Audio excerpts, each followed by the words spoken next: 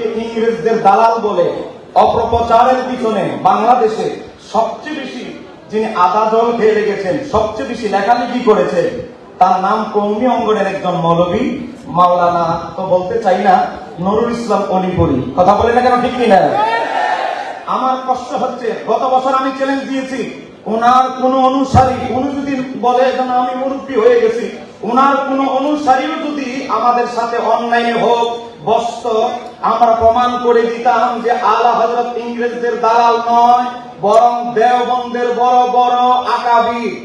বাবা, এর বই ইদারাতুল কিতাবে বরাতে দেওবন্দি মাযহাবে আল্লামা গোলাম মেহের লিখেছে, আশরাফ আলী থানভী এদের বড় হুজুর 800 রুপি ইংরেজদের থেকে ভাতা নিত। মাওলানা রশিদ আহমদ গাঙ্গুহি 800 রুপি ইংরেজদের থেকে ভাতা নিত। আমি শুধু প্রমাণ চেয়েছিলাম গত বছর যে একটা প্রমাণ দেন আলা হযরত 1 রুপি ইংরেজদের থেকে ভাতা নিত। এটা যদি প্রমাণ করতে পারে আমরা আলা হযরতের মসনদ ত্যাগ করে দেওবন্দি মসনদে চলে যাব। ঠিক আছে, হবে ঠিক কিনা? একটা প্রমাণ দেখান, আমি আপনাদেরকে দেখাচ্ছি। দেখেন, আজকে এই বই পড়ে আজকে আমাদের অনেক সরল মনা কওমি মাদ্রাসায় যারা ভর্তি হয় তাদের দিলের ভিতরে গেঁথে দেওয়া হয়, বুঝিয়ে দেওয়া হয় যে একটা মসলক আছে রেজা খানি বেরলভি, এই লোকটা ছিল ইংরেজদের দালাল। ও কিভাবে দালাল হলো? এখানে তো কোনো প্রমাণ নেই। একটা কোনো প্রমাণ যদি উল্লেখ করতো তাহলে আমি আসলে মনকে একটু সান্ত্বনা দিতাম। এবার দেখেন, সেগুলো লিখতেছে পৃষ্ঠা নাম্বার 226, মাওয়ায়েদে অলিপুরি। এটা আমরা বের করি নাই, যা আমরা বের করে তাদের নামে চালিয়ে দিচ্ছি। বই বের করেছে কে? আনোয়ার লাইব্রেরি 1/11/1, ইসলামিক আওয়ার বাংলা বাজার, ঢাকা 1100। ফোন নাম্বার আছে, চাইলে আপনারা ফোন নাম্বারও নিতে পারবেন, কাছেই তো আছে, নিয়ে ফেলবেন। দেখেন, লিখতেছে মাওলানা অলিপুরি 226 পৃষ্ঠায়, যার কলঙ্ক তারই লেখা গ্রন্থ, আলা হযরতের গ্রন্থের কথা বলছে। এলামুল আলাম, যদিও বইয়ের নাম ঠিক মতো লিখতে পারে নাই, বিআন্নাল হিন্দা দারুল ইসলাম। যাই হোক, বইয়ের নামের অবস্থা তো 12টা বাজি ফেলেছে, বহন করেছে। এখন দেখেন, এই বই আলা হযরত লিখেছে, ফতোয়া রিজভিয়া 14 নম্বর খণ্ড। এখন আমাদের পাকিস্তানি ভাইরা ফতোয়া রিজভিয়া কপি করতে পারবেন, অ্যাপ বানিয়ে দিয়েছে। গত 1 মাস আগে উদ্বোধন হয়েছে, আপনারা কপি করে করে ফতোয়া রিজভিয়া বুঝতে পারবেন। একটু জোরে বলেন মারহাবা।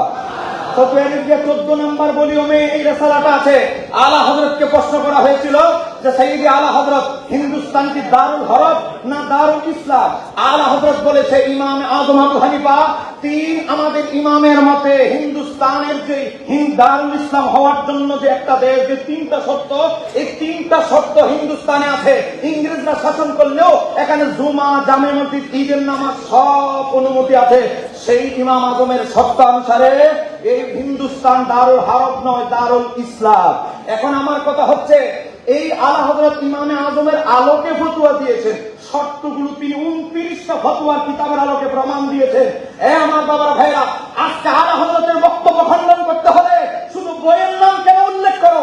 আলা হযরত কিতাবের ভিতরে ওই রিসালা কি লিখেছে এটা তুলে ধরে উর্দু আবার সামনে এনে খণ্ডন করো, যদি তোমাদের হিম্মত থাকে। কথা বলে না কেন, ঠিক কিনা? আমার বাবার ভাইরা, আজকে একটা অজুহাত, আলা হযরত হিন্দুস্তানকে দারুল ইসলাম বলেছে। দারুল ইসলাম বলেছে, এই কারণে আলা হযরত ইংরেজদের দালাল হয়ে গেলে 600-800 রুপি ভাতা যারা গ্রহণ করলো তারা হলো না ইংরেজদের দালাল। এটা আসলে হাস্যকর ছাড়া আর কিছু হতে পারে? এবার আমি দেখাচ্ছি, এই দেওবন্দি মসলক মূল ছাত্রা এমদাদুল্লাহ মুহাজির মুফতি তারপি, নূর মোহাম্মদ জানজানবী তারপি, সৈয়দ আহমদ বেরলভী। এই সৈয়দ আহমদ বেরলভীর অন্যতম মুরিদ মাওলানা কারামত আলী জনপুরি, যিনি তার বিখ্যাত কিতাব আপনারা সবাই জানেন, তার নাম হচ্ছে জহিরায়ে কারামত। সেটা 155 পৃষ্ঠা, ইতনানুল কুলুব অধ্যায়ে এমদাদিয়া লাইব্রেরি চকবাজার, আপনাদের ঢাকা থেকে ছাপা।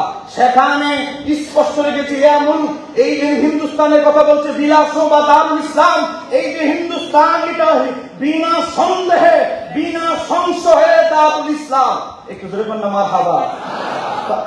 আমাদের আলা হযরত দারুল ইসলাম ফতোয়া দেওয়া এত আলাদা খাইজান ইংরেজদের দালাল, তো তোমাদের মাওলানা কেরামত আলী জনপুরি তিনি যে বলছে দারুল ইসলাম, তাহলে কেরামত আলী জনপুরিকে আগে ইংরেজদের দালাল বলতে হবে। কথা বলেন না, ঠিক কিনা?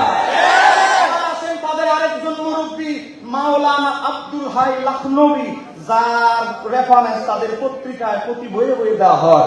এই বেচারা একটা ফতোয়া কিতাব লিখেছে, মাজমুয়ে ফতোয়ায়ে আব্দুল হাই, 547 পৃষ্ঠা, জাকারিয়া বুক ডিপো দেওবন্দ থেকে ছাপা। আমরা ছাপাই নাই, দেওবন্দের ছাপা। সেখানে স্পষ্ট মাওলানা আব্দুল হাই লখনবী লিখেছে, হিন্দুস্তান দারুল হরব নেই, হিন্দুস্তান দারুল হরব নয়, হিন্দুস্তান কি, হিন্দুস্তান হচ্ছে দারুল ইসলাম। একটু জোরে বলেন না মারহাবা, একটু জোরে বলেন না মারহাবা। এখন আমি বলতে চাই, তিনি বলছে বলকে দারুল ইসলাম, বরং হিন্দুস্তান হচ্ছে দারুল ইসলাম। তাহলে আব্দুল হাই লখনবীর বিরুদ্ধে ফতোয়া নাই কেন? ফতোয়া শুধু একক আলা হযরতের বিরুদ্ধে কেন? আমরা বুঝতে পারছি আলা হযরত তাদের মুরব্বীদের গোমর ফাঁস করে দেওবন্দি মাযহাব, দেওবন্দি ফিতনাকে নাড়াচাড়া দিয়ে ফেলেছেন। ঠিক কাজে বলতে হবে, ঠিক কিনা? আমি আপনাদেরকে একটা বই দেখাচ্ছি। এই বই দেখেন, আমরা অনুবাদ করি নাই। এই বইয়ের নাম হচ্ছে ফাতওয়ায়ে রশিদিয়া। কথা বলে, এই বইয়ের নাম ফাতওয়ায়ে রশিদিয়া। দেখেন বাংলা, আমরা অনুবাদ করি নাই।